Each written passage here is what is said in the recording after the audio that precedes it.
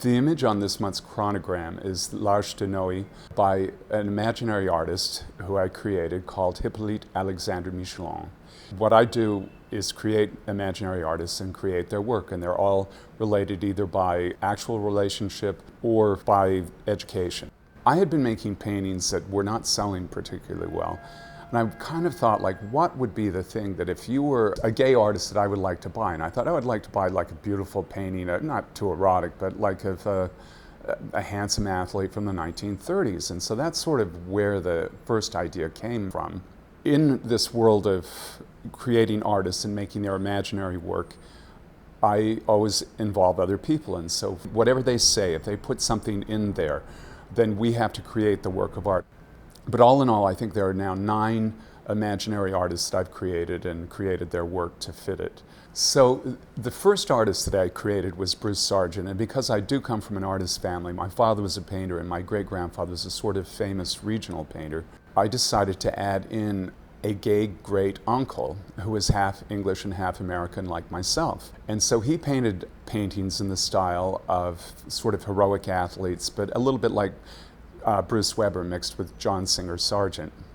So that's how I came up with his name, and also because Bruce is sort of a gay name and Sargent is a little of the academic style he works in.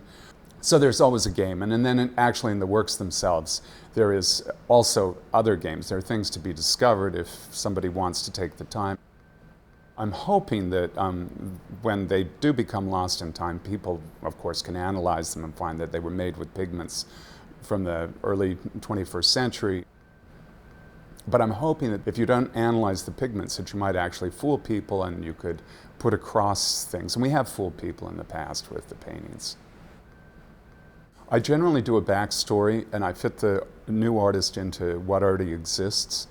And it's usually to do with something that I want to explore. It's actually been very fun to let people add things into it. I thought I could do it much quicker, but it usually takes about 2 to 3 years. So you make like one work and it's not quite what you want, and you tweak it, and then all of a sudden you have a body of work. And then from that, you can have a colleague or a friend or someone who you collaborate with look at it and come up with an idea to go further. The other artwork that I do goes right down to a contemporary artist that I am imagining, who is a transgender graffiti artist named Princess Ormolu, who does paintings on the sides of buildings, graffiti about princesses' dresses. So that's the very end point of this game that we've played. So I've loved coming up with this concept and working on it and inventing the artists.